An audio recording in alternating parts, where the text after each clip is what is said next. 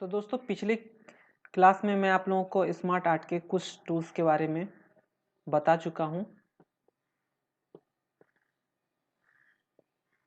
जैसे कि आप लोग को इसमें कैसे आप ऐड शेप लगा सकते हैं, कैसे आप ऐड बुलेट कर सकते हैं, कैसे टेक्स्ट पेन का यूज किया जाता है, प्रमोट और डिमोट कैसे करेंगे, राइट एंड लेफ्ट का कैसे यूज करेंगे, मूव अप और मूव डाउन कैसे करेंगे, ये सारा चीज़ मैं पिछले क्लास में बता चुका हूँ। और मैं पिछले क्लास में ये भी बताया था कि प्रमोट डिमोट को मैं फिर से बताऊंगा एक बार, ताकि आप लोग को अच्छी तरह से प्रमोट डिमोट का समझ में आ जाए। तो चलिए मैं आज आप लोगों को प्रमोट डिमोट के बारे में बताता हूँ, फिर आगे के टूल्स को बताऊंगा। तो उसके लिए मैं आज इस शेप को चेंज कर लेता हूँ, दूसरा शेप को ले आता हूँ। चलिए आज स्मार्ट आर्ट में चलते हैं फिर से, और आज जो इसमें से कैटेगरीज में लेंगे वो हायरार्की लेते हैं। हायरार्की में सबसे पहला ऑप्शन है, इसी को ले लेते हैं और ओके कर लेते हैं। तो अब देखिए हमारे पास कुछ इस तरह का शेप्स आ गया है। अब इसमें से हम लोग को समझना है कि प्रमोट डिमोट क्या है। तो सारे में फिलअप कर लेते हैं कुछ।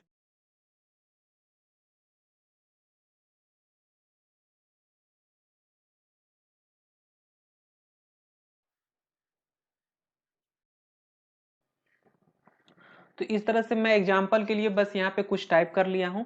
अब आप लोग को बताऊंगा कि प्रमोट और डिमोट का क्या सही यूज है। तो फ्रेंड, मैं पिछले क्लास में आप लोग को बताया था कि प्रमोट डिमोट क्या होता है, कि कभी एक स्लाइड अगर हम डिमोट करते हैं तो वो स्लाइड खत्म हो जाता है, प्रमोट करते हैं तो वो स्लाइड फिर से आ जाता है। तो फ्रेंड ऐसा कुछ नहीं था, उस वीडियो में थोड़ा सा मिस्टेक हो गया मेरे से। इसका सही यूज ये है कि अगर आप मान लीजिए किसी कंपनी या कहीं भी कुछ भी अगर आप बनाते हैं, तो बेसिकली अगर आप किसी ऑर्गेनाइजेशन का चार्ट बनाते हैं, तो वहां पे अगर आपको किसी को प्रमोशन करना है या किसी को डिमोट करना चाहते हैं, होता है कि जैसा आप परफॉर्मेंस देखते हैं उसके अनुसार आप उसका वैल्यूशन देते हैं। तो अगर आप मान लीजिए कि उसको प्रमोट करना चाहते हैं, जैसे इनपुट है या सॉफ्टवेयर है, यहाँ पे एग्जांपल के लिए समझिए कि सॉफ्टवेयर है और इसको हम अब प्रमोट करना चाहेंगे, तो जैसे आप प्रमोट करेंगे तो क्या हो जाएगा कि वो ऊपर की तरफ चले जाएगा, और डिमोट करेंगे तो क्या हो जाएगा, यानी डिमोशन हो जाएगा, तो वो नीचे की साइड चले जाएगा। एग्जांपल के लिए देखिए, सॉफ्टवेयर को मैं प्रमोशन कर देता हूँ यानी प्रमोट कर देता हूँ, तो देखिए प्रमोट किए तो वो अब कहाँ चला गया, सॉफ्टवेयर वो कंप्यूटर के बगल में चला गया। चूंकि सॉफ्टवेयर के बगल में ही इनपुट था, तो इसलिए इनपुट उसके नीचे आ गया। अब देखिए यहीं पे अगर आप डिमोट कीजिएगा, फिर से डिमोट पे कीजिएगा, तो फिर से आपका यहीं जस्ट नीचे आ जाएगा, जैसे था वैसे। लेकिन अब अगर सॉफ्टवेयर को आप फिर से डिमोट करना चाहिएगा, प्रमोट नहीं डिमोट करना चाहिएगा, तो आप यहाँ से डिमोट कीजिए, तो वो क्या हो जाएगा, नीचे चले आएगा। यानी कि अब हार्डवेयर इनपुट था तीनों एक साथ, लेकिन सॉफ्टवेयर का क्या हो गया, डिमोशन हो गया, यानी डिमोट कर दिए, अब वो नीचे आ गया। एक्चुअल यहाँ पे इसका यही यूज होता है फ्रेंड, इस चीज को आप लोग समझिए। फिर अब देखिए इसी में एक ऑप्शन आता है लेआउट का। लेआउट का कैसे यूज करेंगे, तो फ्रेंड जब भी लेआउट का यूज करेंगे तो उसके लिए सबसे पहले क्या करें, देखिए इसमें से जो भी ऊपर रहता है, इसी में सबसे मेन यही होता है। तो इसमें आप सबसे पहले क्लिक कर देंगे, क्लिक करने के बाद आप लेआउट पे चलेंगे। लेआउट पे जाने के बाद आप यहाँ पे देखिए बहुत तरह का ऑप्शन है, 4 तरह के ऑप्शन है। स्टैंडर्ड, तो स्टैंडर्ड तो ऑलरेडी ये है ही। उसके बाद आप बोथ में भी रख सकते हैं, इस तरह का ऑप्शन में। फिर आप यहाँ पे लेफ्ट हैंगिंग कर सकते हैं, सारे लेफ्ट में हो जाएंगे। फिर आप राइट हैंगिंग कर सकते हैं इस तरह से। तो आपको इसमें से जो भी लगे आप रख सकते हैं अपने अनुसार।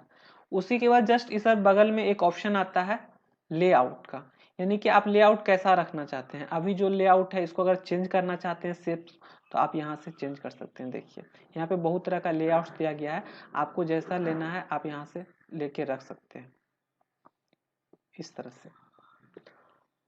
और फिर मान लीजिए अगर लेआउट का कलर चेंज करना चाहते हैं, तो चेंज कलर में जा करके आप यहाँ से बहुत तरह का कलर है, आप जैसा भी रखना चाहते हैं रख सकते हैं। बस सिंपली जाना है वहां पे और आपको क्लिक करना है इस तरह से। उसके बाद फिर मान लीजिए यहाँ पे स्मार्ट आर्ट स्टाइल दिया गया है, यानी कि अब स्टाइल कैसा रखना चाहते हैं अपने अनुसार। 3D करना चाहते हैं तो 3D कीजिए। यहाँ पे कुछ ऑप्शन दिए गए हैं, आपको जो सही लगे अच्छा लगे आप अपने अनुसार से रख सकते हैं। इसको क्लिक कर दीजिए। और अगर मान लीजिए कि ये सारा इफेक्ट, आप जितना भी सारा इफेक्ट लगाए हैं और वो सारा इफेक्ट को आप हटाना चाहते हैं, तो आप सिंपली यहाँ पर एक ऑप्शन है रीसेट ग्राफिक्स का, उस पर आप क्लिक कर देंगे तो ये सारा ऑप्शन फिर से रीसेट हो जाएगा। जितना सारा आप जो भी एडिट किए थे, जो भी लगाए थे, वो सारा रीसेट हो जाएगा। अब देखिए फ्रेंड, इसी में ऑप्शन आपको दिखाता हूँ यहाँ पे, जैसे कि ऐड शेप में आने के बाद देखिए बहुत सारा ऑप्शन। तो आप लोगों को मैं दो चीज यहाँ पे समझाया हूँ पिछले वीडियो में। देखिए ऐड शेप एबव आता है, यानी कि अगर आप इसके ऊपर करना चाहते हैं तो बिलो आता है, अगर आप उसके नीचे करना चाहते हैं तो, जैसे कि मान लीजिए ऐड एबव पे जाएंगे तो ये क्या हो जाएगा, इसके ऊपर जस्ट एक बन जाएगा।